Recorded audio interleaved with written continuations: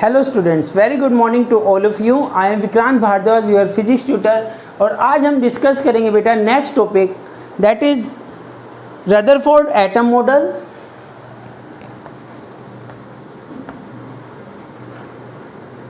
Rutherford atom model and then electron orbits. उसके बाद क्या डिस्कस करेंगे? Electron orbits. Firstly we discuss Rutherford atom model.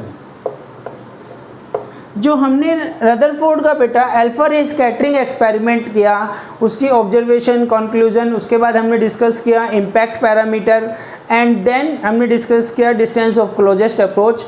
उन्हीं सभी पॉइंट्स को मिला के 4 पॉइंट्स दिए गए regarding atom model given by Rutherford. First point में क्या कहा गया बेटा? फर्स्ट पॉइंट रिगार्डिंग, इसमें कहा गया every atom consist of central core. Nucleus के बारे में बात हुई थी कि एक सारा का सारा मास, एटम का सारा ऑलमोस्ट सारे का सारा मास और entire charge is concentrated in a tiny central core. That tiny central core is known as atomic nucleus. ठीक है, जितना भी मास है ऑलमोस्ट सारा मास कहाँ पे बेटा? एक सेंट्रल कोर में है, टाइनी सेंट्रल कोर। और लगभग सारे का सारा चार्ज भी कहाँ पे है? इस सेंट्रल कोर में है। इस सेंट्रल कोर को क्या कहा गया? Atomic nucleus. This is the first point.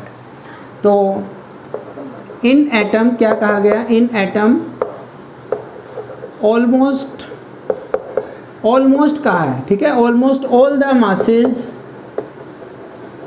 The masses and entire charges, सारे का सारा positive charge and entire positive charges are concentrated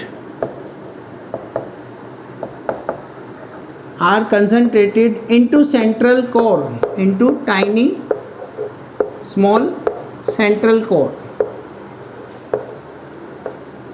that is known as central core, known as atomic nucleus, known as atomic nucleus। First point बेटा ये बताया गया। Second point में क्या बताया गया? ये जो एटम का साइज है, इस एटम का साइज है 10⁻⁻10 मीटर। और ये जो न्यूक्लियस है बेटा, एटॉमिक न्यूक्लियस, इसका साइज बताया गया 10⁻15 मीटर। तो ये जो एटॉमिक न्यूक्लियस है very very small as comparison to size of the atom. Both size बताए गए। And atomic nucleus 10⁻15 metre is very small, is very small as comparison to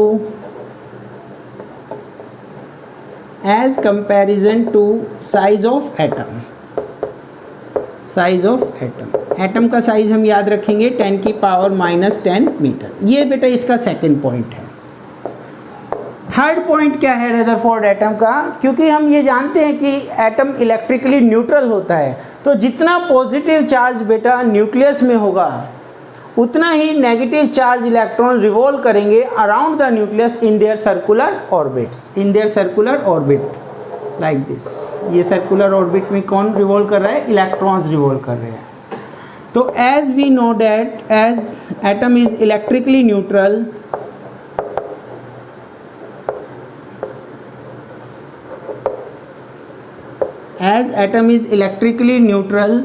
so as the positive charge in the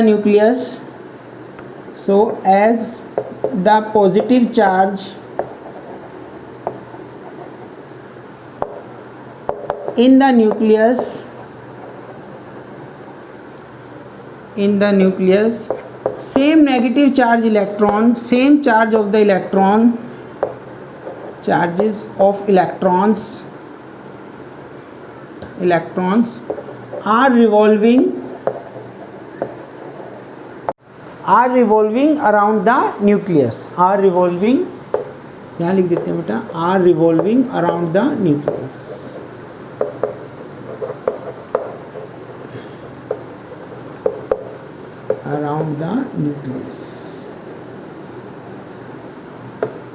ये हमारा third point.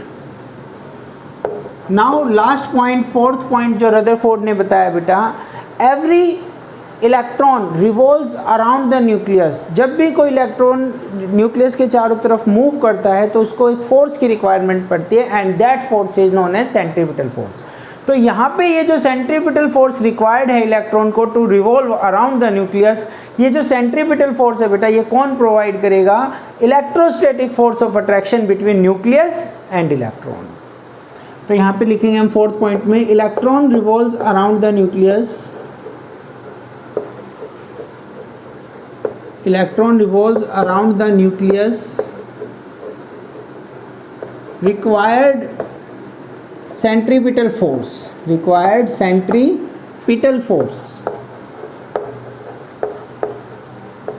which is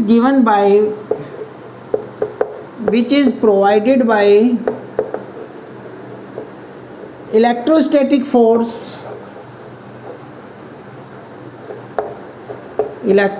force between nucleus and electron, between positive nucleus and negative electron, between nucleus and electron।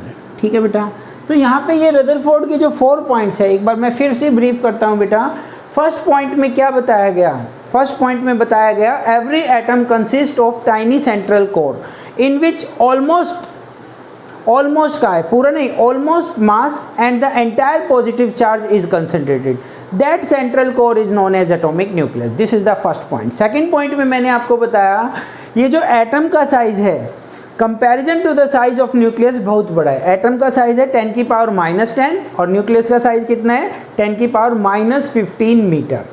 Third point में हमने discuss किया बेटा ये जो atoms हैं electrically neutral हैं, ऐसा नहीं कि any number of electrons revolve around the nucleus, electrically atom is neutral, तो only those number of electrons are revolve around the nucleus as the number of positive charge protons inside the nucleus. जितना positive charge nucleus के अंदर है उतना ही negative charge nucleus के चारों तरफ revolve कर रहा है ताकि all over it remains electrically neutral। and last point, fourth point regarding centripetal force, किसी भी बॉडी को बेटा सर्कल में मूव करने के लिए एक फोर्स की रिक्वायरमेंट होती है, ठीक है, और यहाँ पे उस फोर्स को नाम दिया गया सेंट्रीपिटल फोर्स।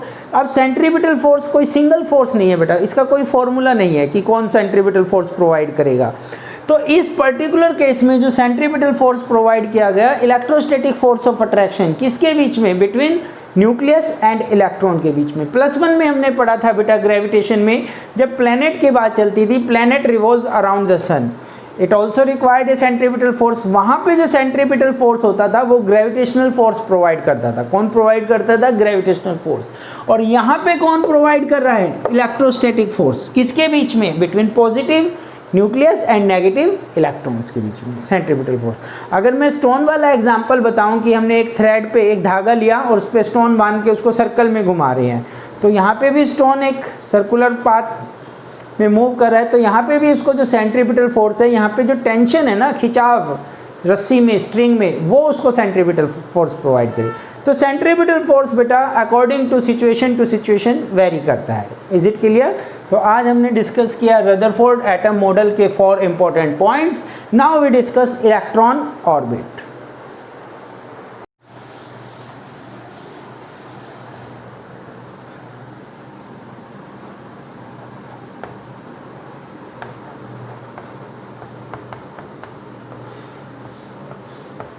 Electron orbit. तो इलेक्ट्रॉन ऑर्बिट में बेटा हम energy of the electrons find out करेंगे। टोटल एनर्जी कितनी है, उसकी काइनेटिक एनर्जी कितनी है, जब इलेक्ट्रॉन मूव कर रहा है उसकी पोटेंशियल एनर्जी कितनी है, ये सब पैरामीटर इसमें हम फाइंड आउट करेंगे, ठीक है। तो यहाँ पे जैसे अभी मैंने बताया आपको एक फोर्स की रिक्वायरमेंट है centripetal force, and this is provided by gravitational force. कौन देगा? ग्रेविटेशनल फोर्स इसको ये सेंट्रीपिटल फोर्स प्रोवाइड करेगा। तो सेंट्रीपिटल फोर्स कितना? mv²/r। सर्कल में रोटेट करने के लिए सेंट्रीपिटल फोर्स कितना? mv²/r is provided by gravitational force. ये कितना हो जाएगा? ग्रेविटेशनल फोर्स हमारा हो जाएगा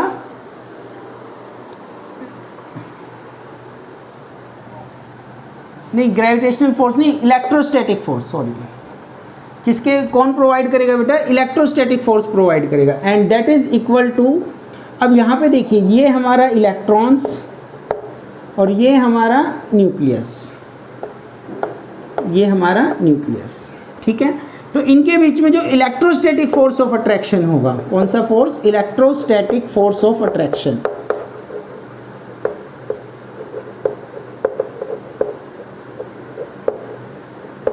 इलेक्ट्रोस्टैटिक फोर्स ऑफ अट्रैक्शन होगा, वो नेसेसरी सेंटीमीटर फोर्स प्रोवाइड करेगा, ठीक है।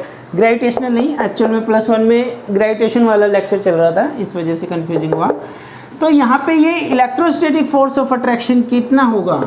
F is equal to electrostatic force K 1/4 pi epsilon naught भी लिख सकते हैं आप, 1/4 पाई एप्सिलॉन नॉट। अगर मैं हाइड्रोजन के लिए कंसीडर करूँ बेटा 4 स्टेबल एटम, एक एग्जाम्पल कंसीडर कर लिया, 4 stable atom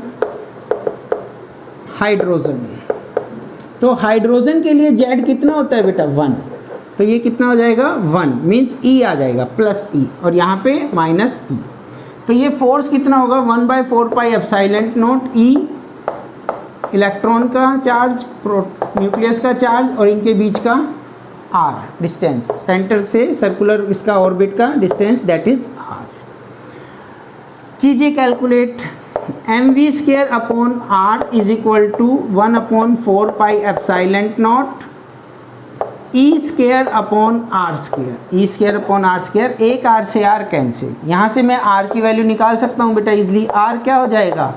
1/4 pi epsilon not, R क्या हो जाएगा? 1/4 pi epsilon nought E² upon mv², ठीक है। अगर मेरे को कहीं R की रिक्वायरमेंट है तो R ले लूँगा, अगर मेरे को v² की वैल्यू चाहिए तो v² की वैल्यू क्या होगी? v² को मैं इधर ले आया, 1/4 pi epsilon nought E² divide by mr।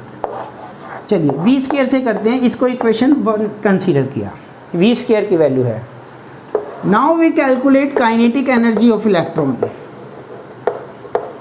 K से रिप्रेजेंट कर दिया। काइनेटिक एनर्जी ऑफ इलेक्ट्रॉन कितनी होगी बेटा? ½ mv², ½ mv², v की वैल्यू है हमारे पास, v² की वैल्यू है ये, तो ये वैल्यू हम इसमें पुट कर देंगे, तो काइनेटिक एनर्जी कितनी आ जाएगी? 1/2 m, और v² की जगह 1/4 pi epsilon nought E² upon R, 1/4 pi epsilon nought E² by mr।